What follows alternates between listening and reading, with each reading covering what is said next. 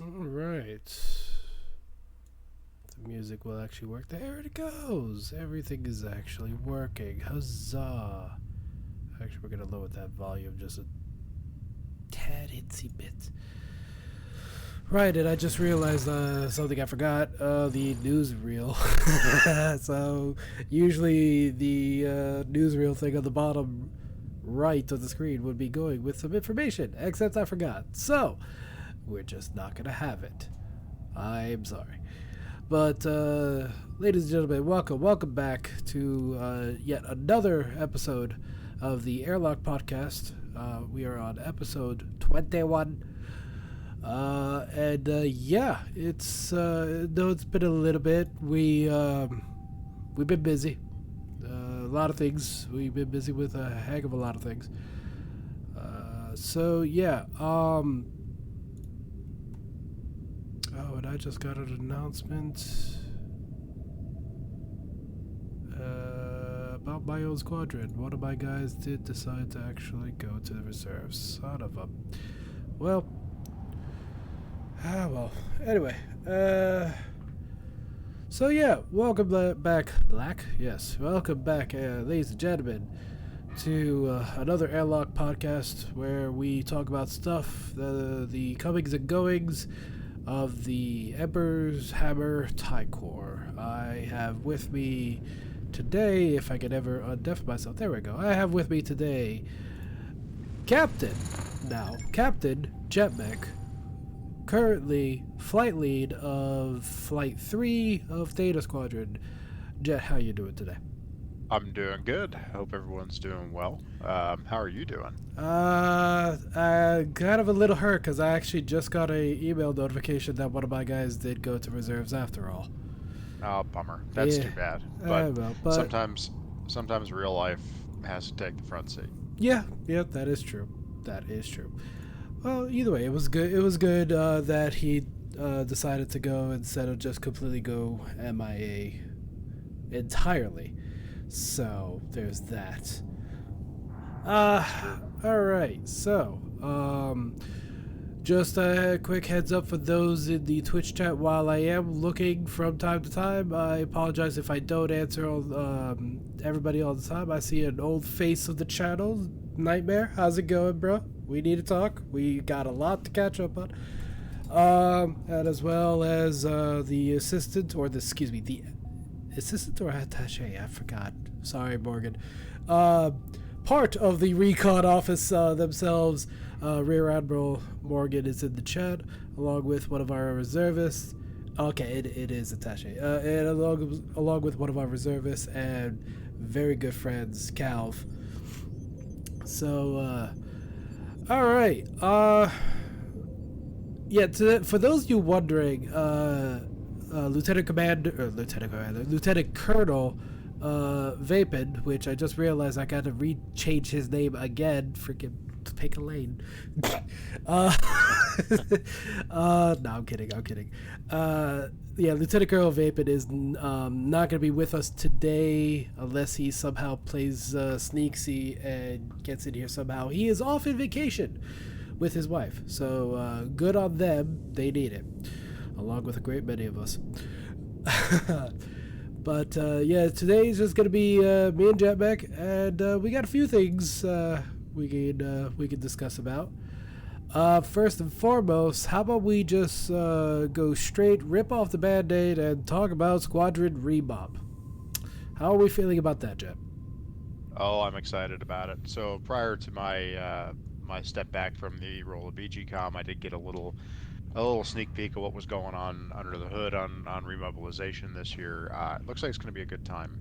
It does seem like they're taking the feedback of the commandership and up seriously, and trying to make sure that we curate something that's going to be palatable and something that'll get everybody kind of working together. I've always liked remobilization because it really promotes inter squadron or intra squadron, I suppose, activity, and getting you in VC and getting you playing games with people in your squadron helps build that camaraderie if it isn't already fully developed in there. And for those who it is, it's an excellent opportunity to to retool and things like that. For those of you who aren't familiar with remobilization, it is a competition that gets run fleet wide every year, but it's less squadrons competing against each other and more squadrons that it's an opportunity to earn some swag, if you will, be able to Slag, yeah.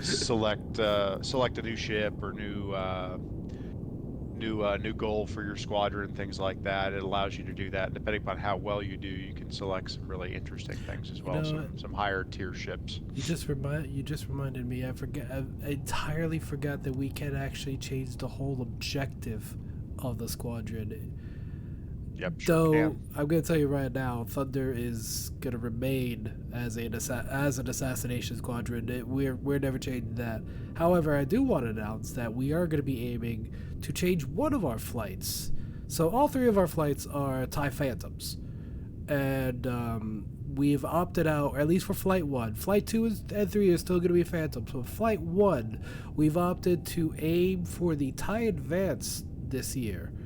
Kind of fits our way of fiction and camaraderie. The only reason why I say that is because we wanted a bomber unit, but no bomber or bomber ship, but no bomber ship can actually keep up with the speed that we need fictionally. The Phantoms are fast, and the bombers, and I believe in tier 3 it was the TIE Dragon, and obviously the Tempest class Punisher, but that stays with Tempest.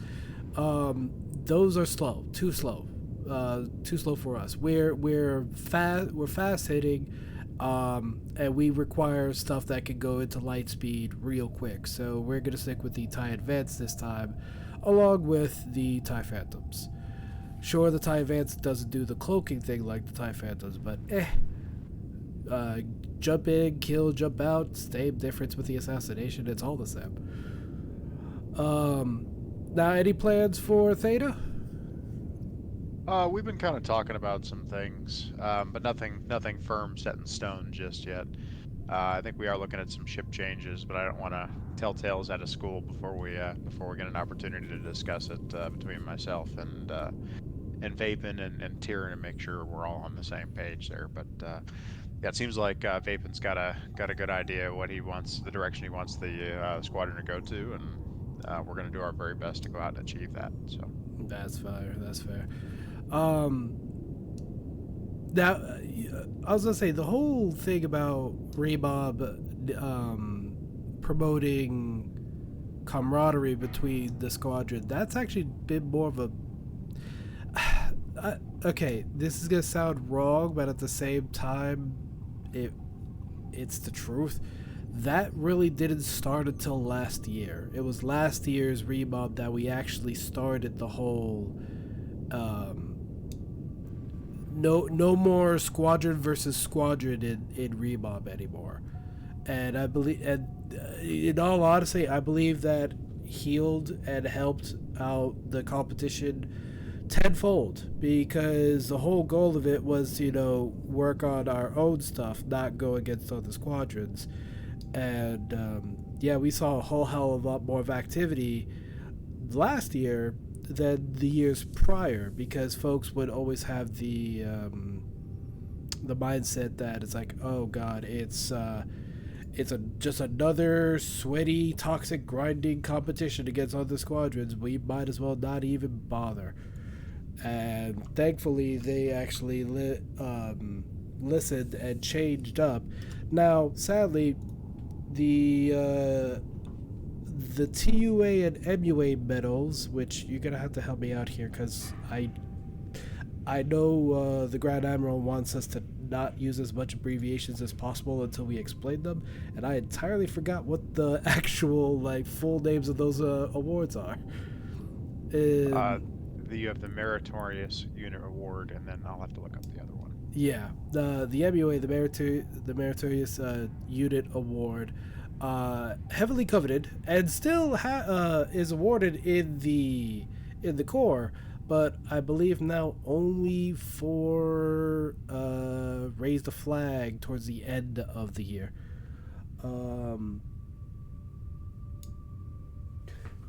Any predictions on where Theta might place in the race to finish ReMob goal.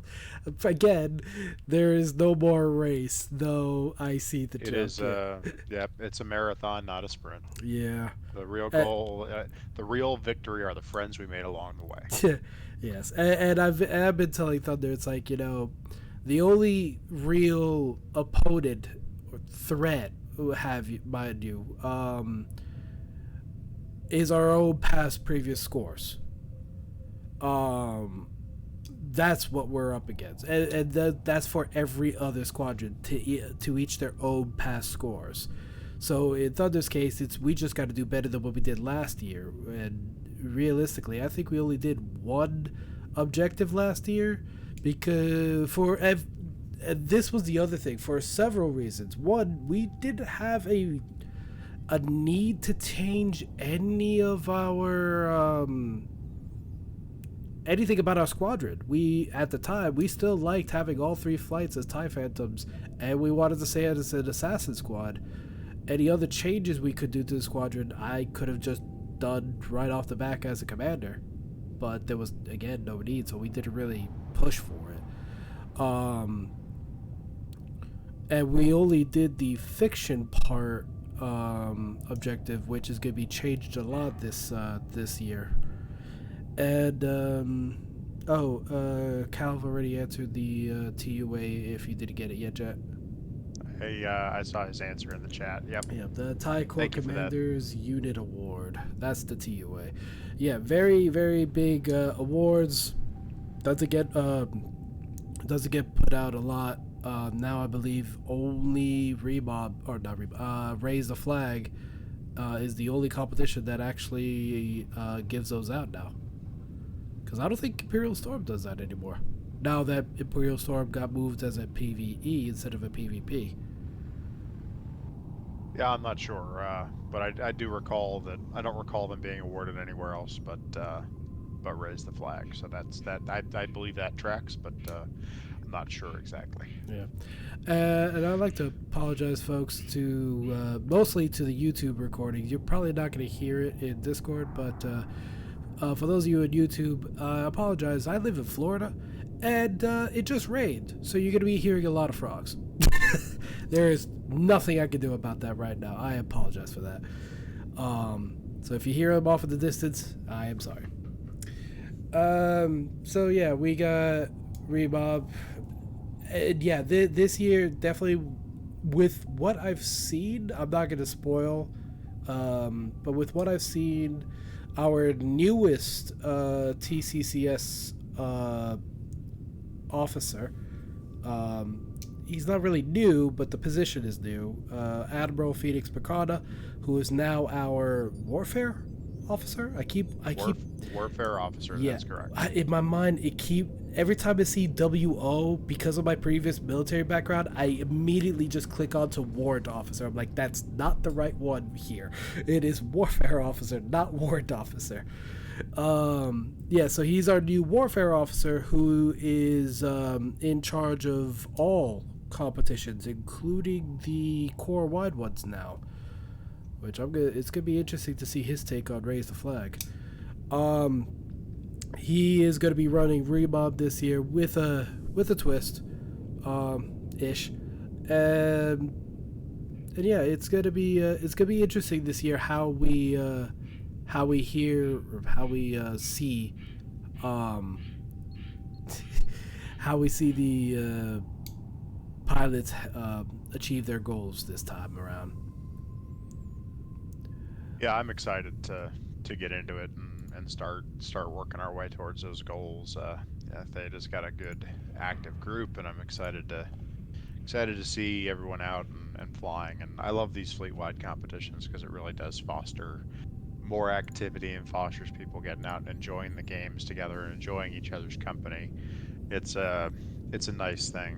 Obviously, between them, we need a good solid break in the action because it does get to be quite a bit, especially in a Raise the Flag where it is, right to the firewall, throttle to the firewall for a solid month. Remobilization is a little bit more. You have to be more purposeful about how you play games and how you get things set up. And I think that drives conversation and drives participation again with your squad mates, which is a cool factor of it, I think. Oh yeah. So let's see. What I know. Yeah, I know ReMob. It starts actually June 1st, I believe, was the start date. Correct? That is correct. Yep. So for those of you still not joining the Thai Corps, why? Why not just join up already? It's a great place. It's fun. It's great people to hang out with. You should join. All the info is right there in chat and right there on screen for our YouTube audience or Twitch audience. But yeah, if you haven't joined up, you still got enough time before ReMob. It'd be a great time to join up now, especially to start getting along with a brand new squadron. Yep, it never hurts to just pop in the Discord and say hi. Feel it out. ehtc.chat. Get you in there and introduce yourself and let us know how you found us, and get to know some folks. I know I've made friends in the organization that I would not have otherwise. So it's been a really positive influence on my life the last few years. So Oh yeah, it's a good time. If you don't mind nerding out with us a little bit, it's great fun, and it's a good community to be able to get in and enjoy Star Wars with people who have similar interests, and play some games and write some fiction, and just generally enjoy what we enjoy about the universe. yep.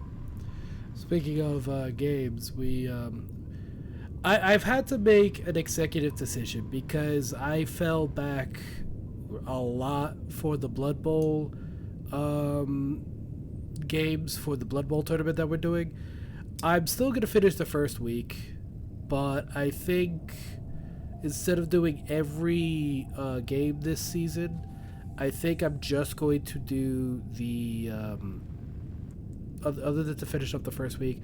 I think I'm just going to record and post the playoffs at this point because it's just a lot, and I just can't, I had to hold back on a lot of projects because I've overwhelmed myself again. I tend to do this a lot to myself. I've overwhelmed myself again with a lot of projects, and I had to decide which ones to keep going with and which ones I need to put on the back burner. But how are you thinking the Blood Bowl tournament is going on this year or this season, Jet? I'm not sure where I stand in the placings. I think I'm kind of middle of the pack. I think that the favor of the game, it runs kind of hot and cold. So if you're on a hot streak, then the dice are rolling in your favor. It's a lot of fun, but I think it definitely drives some ire to if the dice rolls are against you, which can happen as well. So I think some people are enjoying it. I think there are some people who maybe aren't enjoying it as much, but Yeah. I think you'll probably have a good strong showing for season 2. Yeah, and I'm pretty much gonna say right now, like I know there's gonna be a couple who have been in season 1 that are not going to be rejoining season 2, simply because they just don't like the game, and that's fine. It happens. It's not meant for everybody. It is a feckle mistress. If I'm not allowed to curse too much in this stream. But yeah, I think I am just gonna go ahead and just record the playoffs when they actually do happen and post those instead of the entire season. Maybe do some sort of highlight stream, or something of that nature, in the future or for season 1 entirely. I don't know yet. I've got to figure that out. But if you had to choose any other than your own, I mean, actually no, you can even choose your own. Who do you think is going to be the biggest contender for the championship for season 1 this year, or this season? I honestly, the Calves team, the Chalkilla Throat Punchers, I think are going to be the team to beat this time around. Okay. Yeah, I think I played Cal my my first match out, and it wasn't even close. I think other folks have had similar engagements there as well. It's just a very solid team, and Calf's got a very good handle on how the game is played. I think it's going to be, yeah, that's the team to beat there, I do believe. Yeah, I think officially, not counting any auto outs or auto confirmations in the week in some of the weeks that he couldn't do. I think I'm the only team that has tied his. And I'm gonna tell you right now, that was not without cost. It took everything because I hate elves and freaking dark elves. Just going back to our conversation. So you think Cal's Chunkyla throw punchers are going to be the champions of this I first season? I don't know that they'll be the champions, but I think they're the team to beat. Okay. Yep, they're a tough matchup for sure. I think it's going to take someone with a solid team and someone who really knows the mechanics well, knows the game well, and can get in there and do it. It's going to be a tough one. Now, my question then for season two, and I still haven't made my full decision. I'm just looking for ideas. What do you think we should do for season two when it does come by? Should we allow rookie teams to mesh with the surviving? I say surviving. Veteran teams or the veteran teams that stay, or should we have two different leagues, the starters and the veterans split between season two? I think that a split is probably best because the rookie teams are going to have such a learning curve or power curve to come up to that I think that it'd be better to have two separate leagues for that. Okay.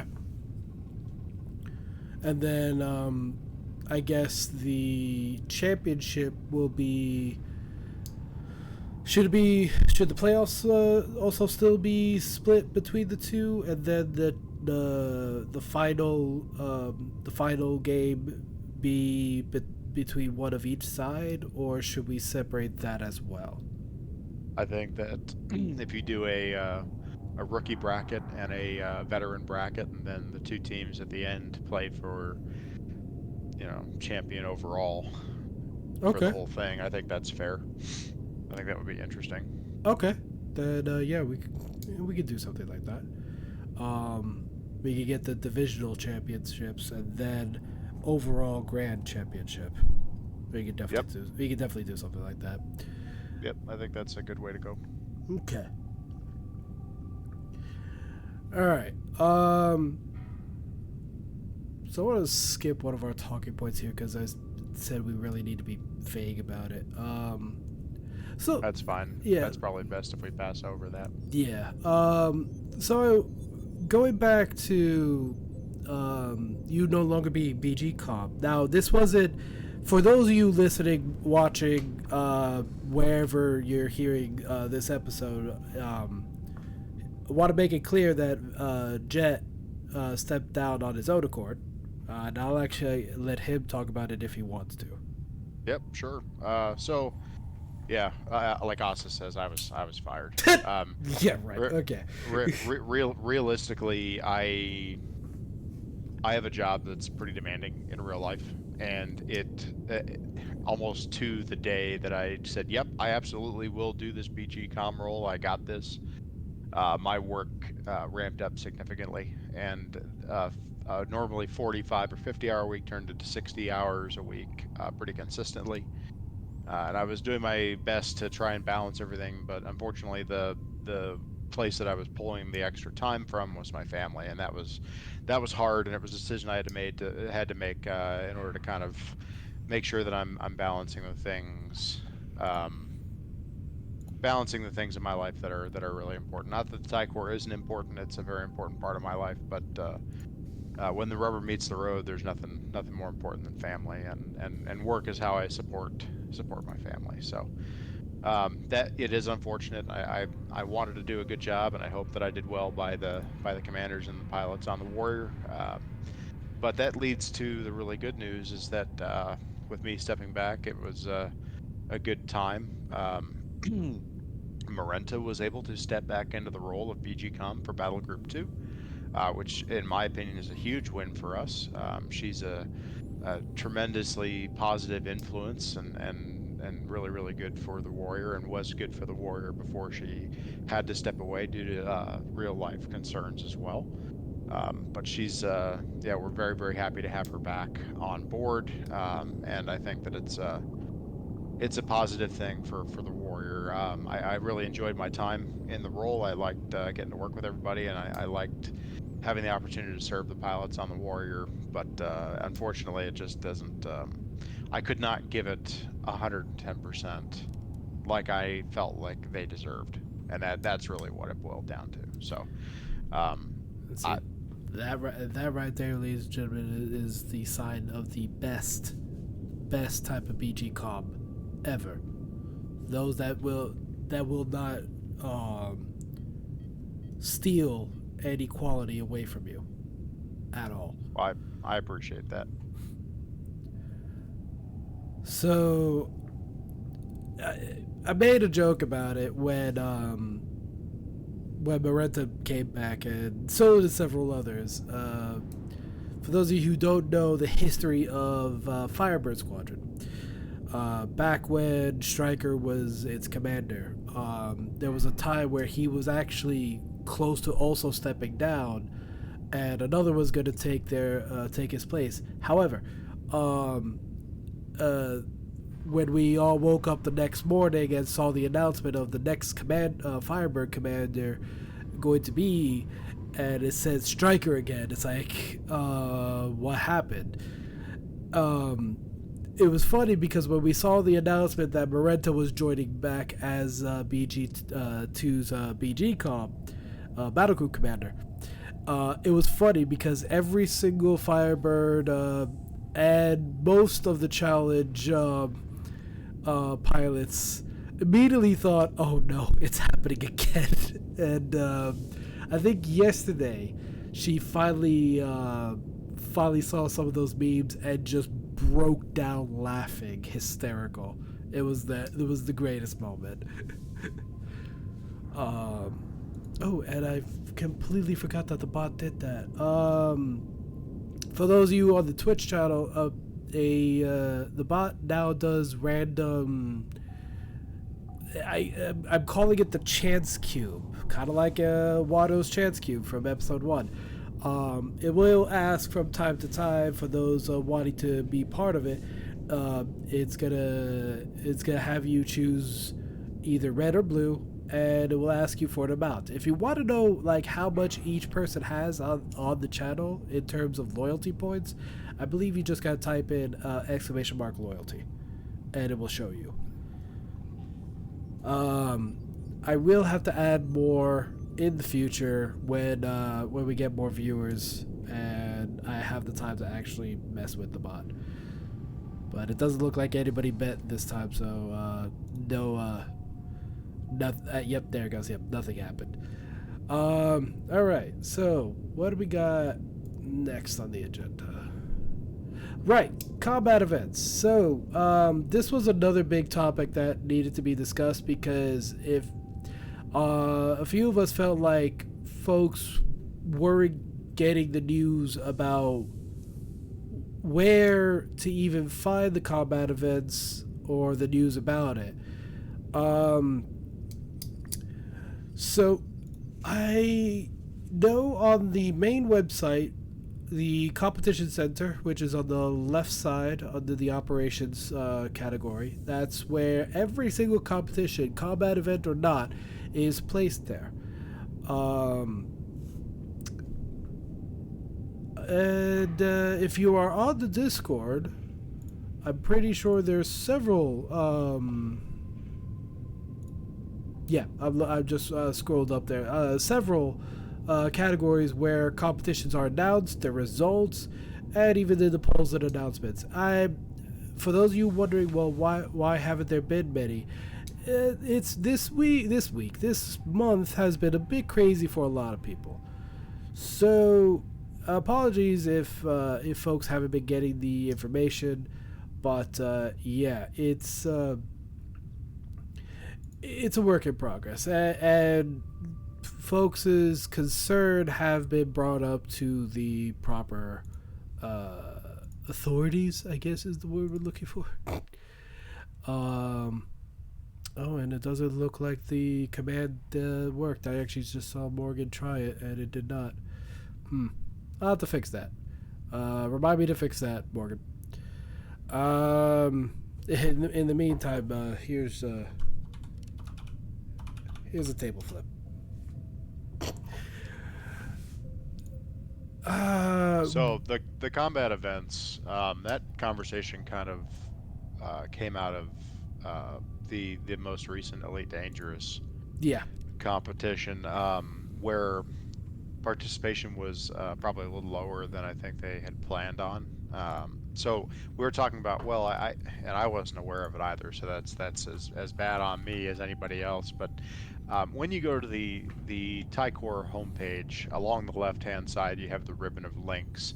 Underneath operations, there is the competition center, which I think most of us are pretty well familiar with. That's where the competitions live that are going on currently, and there's usually not just one announcement for it, but several, either in the squadron or in the battle group, or along lines of large announcements across the TC Core for people who are participating in the competition. Directly under that is the Combat Center link, and that takes you to another page that looks very much like the Competition Center page, but it shows you current, recent, and past combat events, where you can go and check and see what's going on. So, for example, right now we have the Tycor Shootout Season 2 that are in progress, which are multiple games where we get together on Saturday afternoons and evenings and get together and play games with each other. And participation and earning legions during those combat events counts towards medals at the end of the season for that. And there's also the Vander Memorial Trios Cup that's in progress as well until tomorrow, it looks like. So yeah. As I there say, that there are one other, is wrapping up. Yeah. yeah, but there are combat events in addition to competitions that occur, and combat events are really centered around um, playing online with others is really the differentiator there. So um, go ahead and check it out, see what's going on, see if there's anything you're interested in participating in. Obviously, the shootouts are a big draw on Saturdays. People enjoy participating in those. But yeah, the Elite Dangerous one was one that I wasn't even aware was going on, and I don't think. it would have been nice to get more folks involved because it is a brand new primary platform. So Yeah, as I say, I don't think any of us knew until the three of us, wanted to test out actually submitting PVEs for the game on the very first few, and then it was Vapen that actually reminded us about it. It was it was weird because it's like, yeah, there was no, like, there was like only one announcement for it, um, but again, the ones that could announce it were busy and or also on vacation. But again, and it it's being brought up, and we're gonna get more information out when competitions do start up. Yep, and it's just people go on vacation and things Yeah, happen. Things occasionally get missed. It is part of it, right? There's a lot of activity in the Discord. It's not surprising that that sometimes things get missed. I know competitions have been that way too, without having constant notifications and pings and things like that to keep people aware. So yeah. there's just a lot going on. It's a very busy place right now, which is great for the Thai Corps because it's great because there's lots of different ways to engage and participate. But it definitely can be both something where like a smaller competition might not get on the radar as well, and it could also be a little overwhelming for some of our new folks coming in. So Yep. definitely, they're a double-edged sword, but I'm always going to be a proponent of more ways to participate, and more ways to be part of the organization and feel like you're part of the organization than less. So, going back to Elite Dangerous, now that we've actually submitted some of the screens for that, how do you think that those screenshot requirements uh, are? Like, are they annoying? Are they fine? What's your They take seem on to be them? pretty. They seem to be pretty straightforward. In fact, I kind of likened them to the screenshots that we're doing for SWOTOR, especially that first one that really just is going to show who you're in a wing with, who you're Hmm. participating with, and then it's a matter of making sure that you're capturing the bounties page. It's pretty straightforward once you've done a couple of them.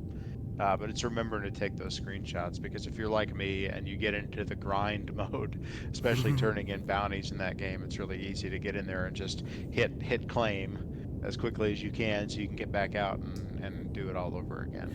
And it takes being a little bit more purposeful and aware of what you're doing in the game. But again, it's another way that we can play games together and uh, enjoy participating.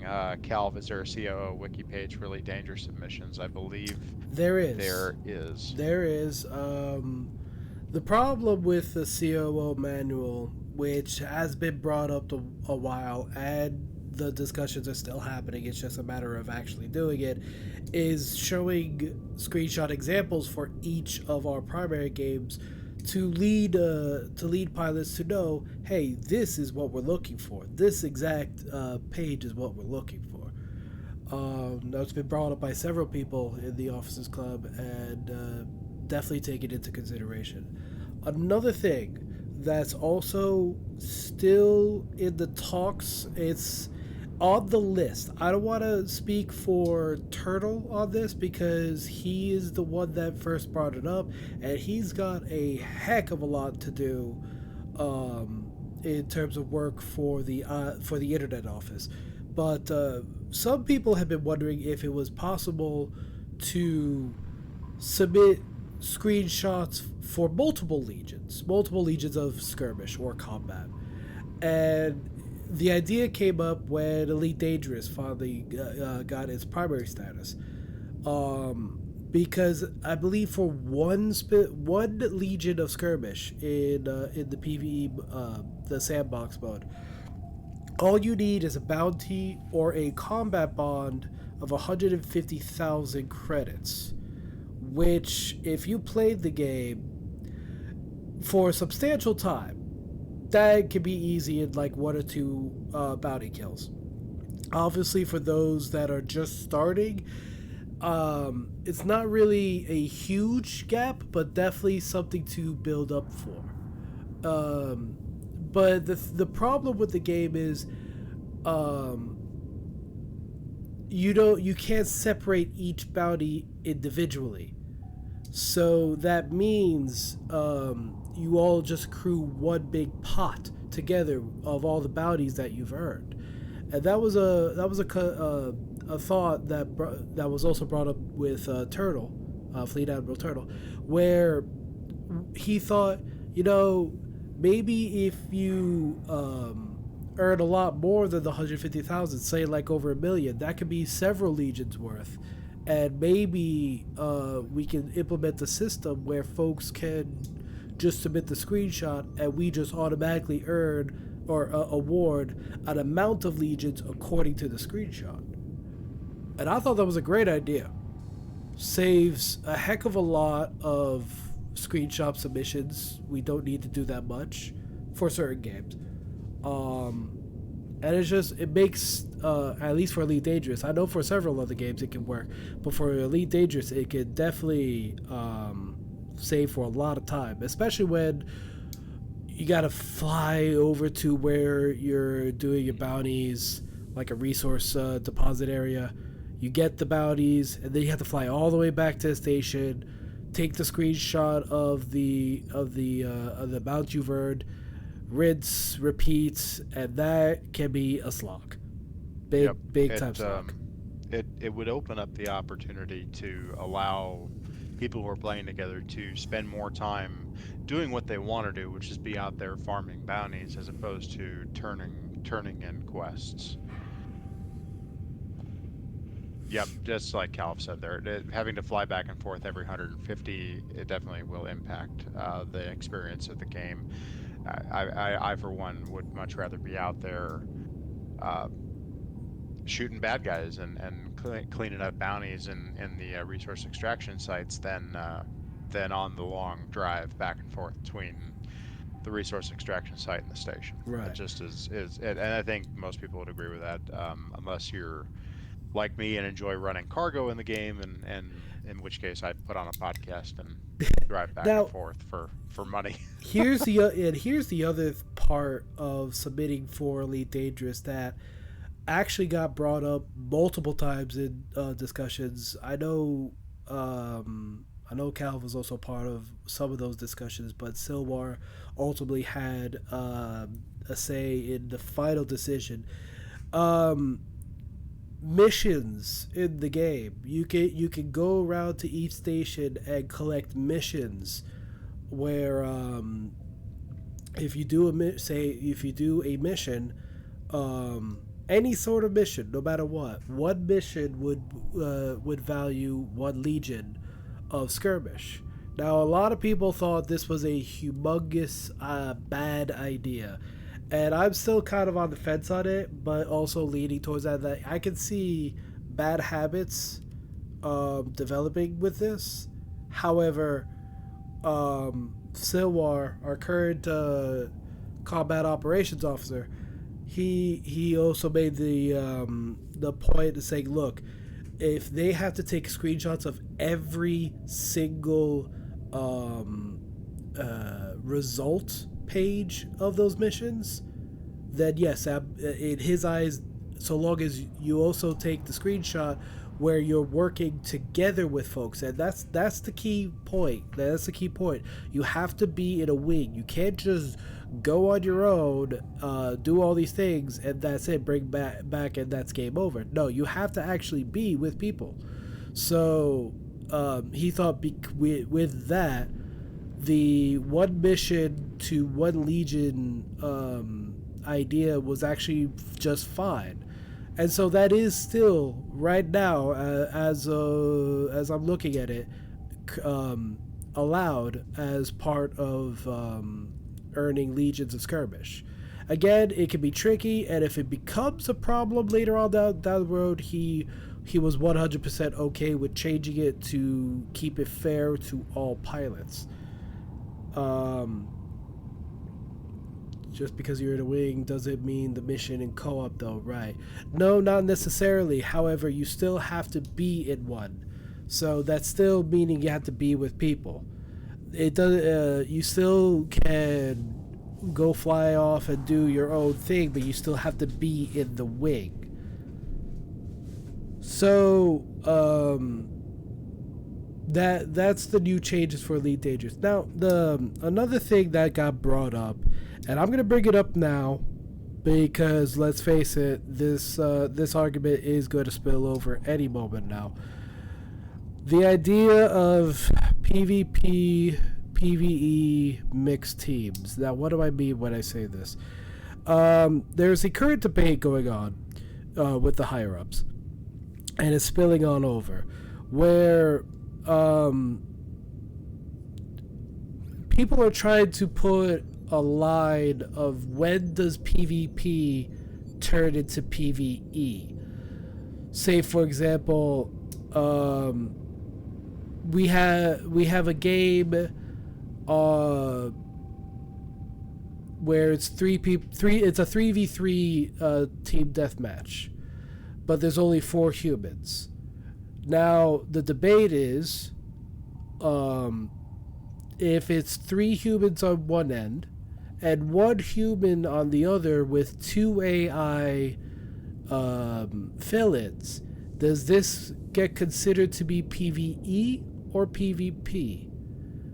Currently, it seems the majority is against this because it's too many bots in a PvP, quote unquote, PvP game. They're going to say that it's just not going to be fair, mostly for the pilot that has to be paired with the bots. Because not all of the time, in certain games, yeah, sure, the AI can be super difficult, i.e. Star Wars Squadrons in a dogfight. But let's say, for example, Empire at War. The AI, while difficult in some of the mods in the Forces of Corruption version, even the medium AI doesn't really react like a human. So that could be problematic for the one that got paired with the human. But the counterpoint to this is if same format 3v3, three humans on one end, two humans on the other, with one AI fill in, just to keep with the numbers. Would this be considered PvP or PvE? And it seemed the majority of folks have said that this would be fine in low quantities. And what I mean by in low quantities, like it's not used for farming purposes. What's your take on this, Jet? I think that every effort should be made to balance the teams to where you don't need to add AI. But it's my opinion that Also true. One is acceptable if you need to balance the teams, especially where you get in a situation where there's, let's say you had 5 people playing Empire at War. You can't have a team of 5 on one end to do PvE, and you're playing against other player opponents, which is to me the big differentiator there is that you're playing against other human beings. You're not playing against an all AI team. And realistically, the two that are on a team with one AI partner, like you said, are at a significant disadvantage. More often than not, with the exception of probably in Star Wars Squadrons, but I don't think you can set up a Squadrons custom game with No, bots anyway. So no, you can't. It actually, I had a talk about this with one of the admirals. Not going to name names because he wants to remain anonymous, but he brought up the things like this. Really, this debate only affects two of our games, which is Empire War and X-Wing Alliance, where you can set up custom teams with AIs, custom AIs. So in that case, yeah, it's like where do we draw the line? Is there even a line to be drawn? If just even one AI shows up, is that now considered PVE or not even allowed in that weird mixing format? Period. And let's see what Cal said. If an opposing player is involved, it's PvP, but that's entirely situational from game to game, from scenario to scenario. If it's abusable, create more specific rules, and that may include. Oh, why is the text so small on my screen? Including limiting AI in PvP matches, but again, situational. 100%. As you also say, Jet. 100% agreed, and that's what the current like mind twister is with a lot of the admirals and a lot of the commanders as well. And I honestly thought this debate was just gonna be like open and shut. Like the moment it even brought up, everybody's gonna be on one side. It's like no, and then that was like that end of story. No, this has been a lot more split down the middle than I was expecting, which is shocking to be quite honest. I think there's a lot of folks that have concerns about it being abused in order to farm legions, and I think that is going to be where most of the heartache comes from. Um, Realistically, even the AI in like X-Wing Alliance or XBT is just kind of okay. Even on Super Ace, it's just kind of okay.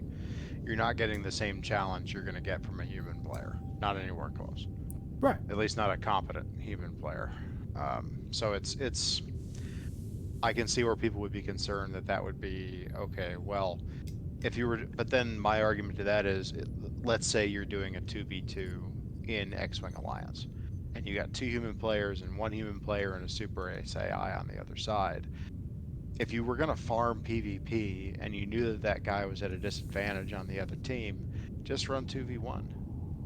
You know, it's if the goal is to farm, then 2v1 is going to procure a Legion of Combat for those two on the winning side each and every time. It's going to be a huge hurdle to come back from a one partner deficit in one of those games, unless you're, again, very, very, I imagine if you're very good at the game.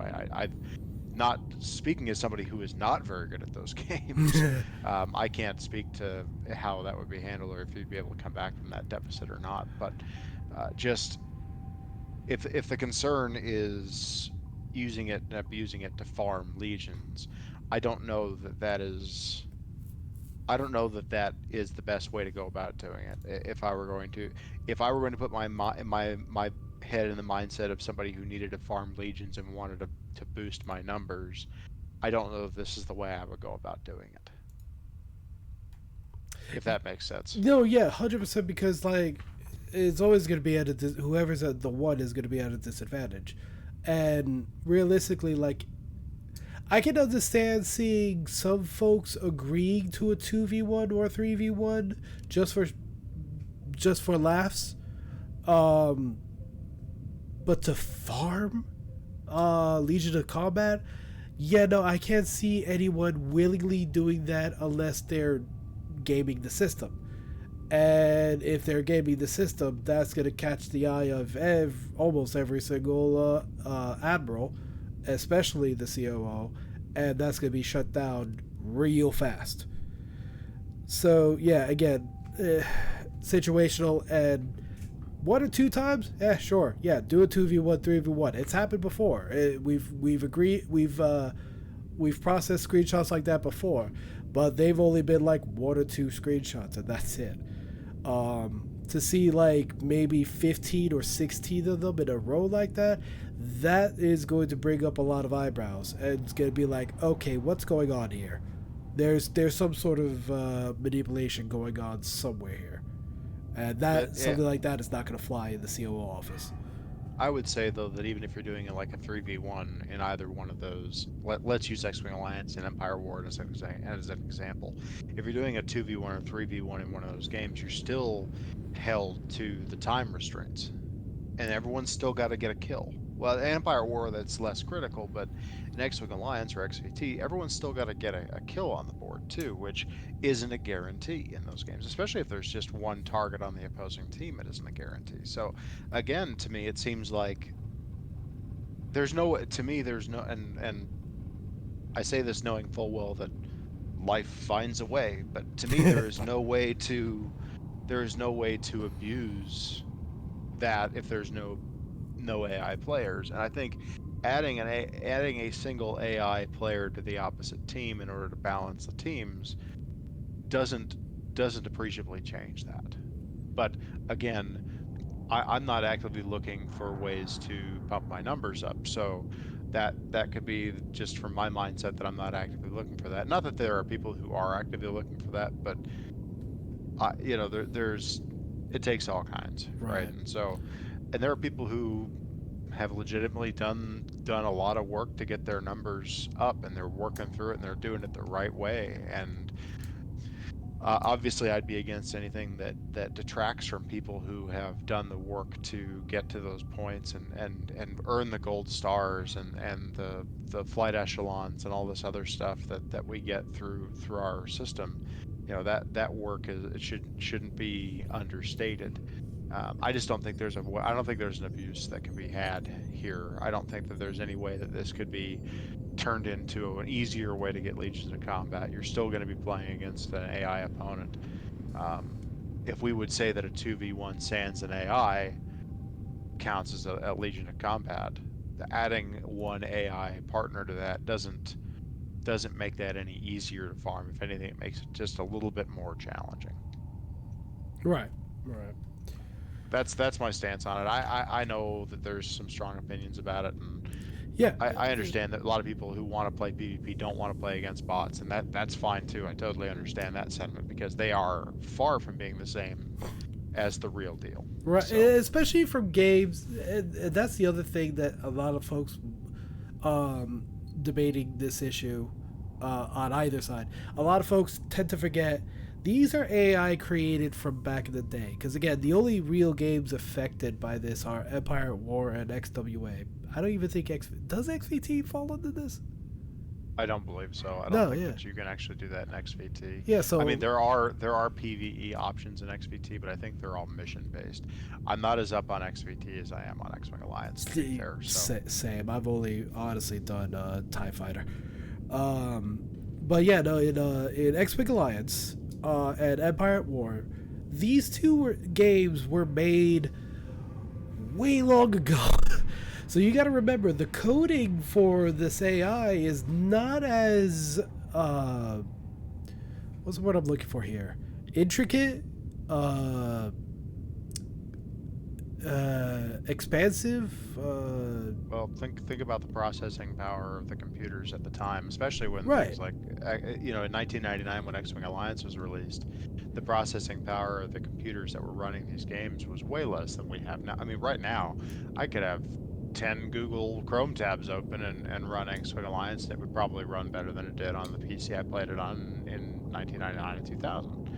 But there's just not as much, there wasn't as much computational power available at the time, and so they couldn't build something that had this complex AI that would run in real time. And now obviously it's different. You have AI that on normal difficulty at least absolutely cleans my clock and like squadrons and things like that. I don't even stand a chance, but I'm also bad at that game, so there's that to consider Yeah. as well. But yeah, it's evolved a lot in the last 20 to 25 years. Things have changed pretty vastly. Exactly. uh, And that's also what I'm getting because a lot of people just think that the AI is the exact same as AI nowadays. Absolutely not. Absolutely not. This is a whole different lines of code from back then to what AI run on today. So, whatever side of the debate folks have, you always got to remember the situation first, and the situation is depending on the AI and the game. So, yeah, I would always keep in mind of that before any stone throwing or heated debates for those that are still doing that. Um, I've already had said my piece to the certain admirals, and I've walked away finally from those conversations. And I'm sure you have as well, Jet. well, I just at this point, yeah, I've voiced my opinion through the chain of command and done all that. And realistically, I trust in the COO and his office to make the decision that's best for the TIE Corps and the pilots in it. And so at this point, I'm putting, and either way it falls. This is not a situation I've ever found myself in personally, so I hate to say that I have no skin in the game, but honestly, it's not a situation I've ever found myself in. If we had an odd number of people, we'd be doing PvE. Right. So it's not the end of the world to me, whichever way it breaks. Right. And I'm trusting that they'll make the right decision. That you're never going to make everybody happy, right? And that's the real challenge of something like this is you're never going to get to a point where everybody's happy with the decision you've made. It's just not how human beings work. But I think that the decision is going to be made that is the right decision, and we'll see the implications of that long term. That we've made the right call there. Exactly. Exactly. All right. Well, that's we're just past the hour mark. I can't believe we actually made the hour mark. I actually was expecting more of a 45 minute episode this time, but we actually made it. Yes, we did. Yeah. Yes, we did. Um. Did you want to add anything more? Because I don't really have 45-minute episode. Cal says I don't really have anything right off the top of my head to really talk about anymore, other than what we've already done.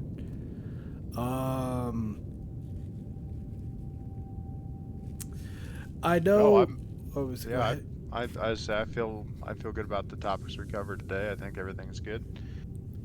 I do want to say though, for folks wondering about for okay, so heads up for a lot of folks.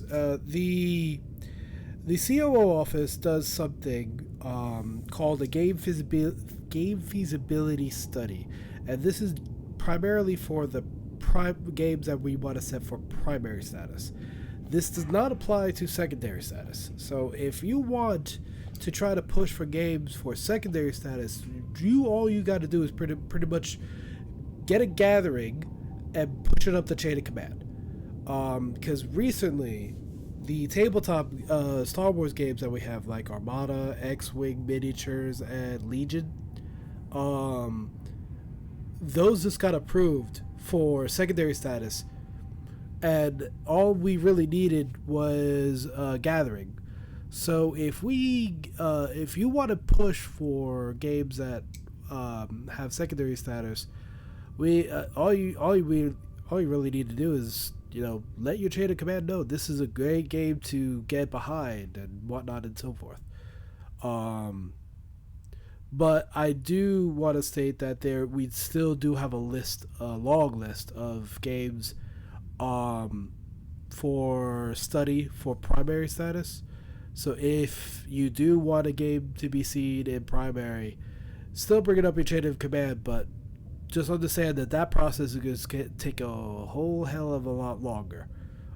Simply because of the whole, Legion system, the Legion of Skirmish, Legion of Combat, how we can implement it in combat events, how we can implement it for the top 3 competitions, which are Imperial Storm, Squad ReMob, and the all-famous Raise the Flag.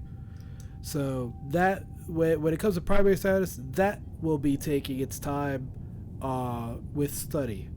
But secondary games, not so much. You just need to get a gathering of folks to play it. So if you know of any, go do it. And don't let anybody stop you, other than if the game is just that bad in terms of age rating. And also relevance. Don't expect an okay a secondary status being okayed for a game like, I don't know, Dark Souls. Or GTA. I wouldn't expect that at all. But Star Wars games, big time, and a majority of sci-fi games. Mostly we want to keep to the space simulators for primary, but there are bends to that rule, aka Battlefront 2 and even Elite Dangerous, because the ground combats are still acceptable for Legions of Skirmish. So, just saying. But that's pretty much all I got on my end. And Jet, you said I see you all talking about Among Us again in chat. But yeah, I don't know if you got anything else, Jet. No, I'm good. I just want to tag on to that. The primary game, the level of legwork that goes into that should not be discounted. Just getting Empire at War and Elite Dangerous up to speed and SWTOR up to speed as primary games, if it's something that you want to do and you want to drive after, talk with your chain of command, and don't hesitate to reach out to one of the COAs too, and they'll be happy to explain the process to you. But it's be prepared to, if you really want it, ask, and they may come back to you and say, hey, be prepared to do the work and take the screenshots and submit put together a proposal that shows how it's used and all that, and how we can track kills and points and stats and all those kinds of things that are required for it to be a primary game. It's something that can be done and has been done. So if you see something if you think of something that you'd like to see, ask. The worst they can tell you is no. So it doesn't hurt to voice and to say something and ask for what you want. Actually, you just reminded me about doing the work. One thing about this is briefly about the IU.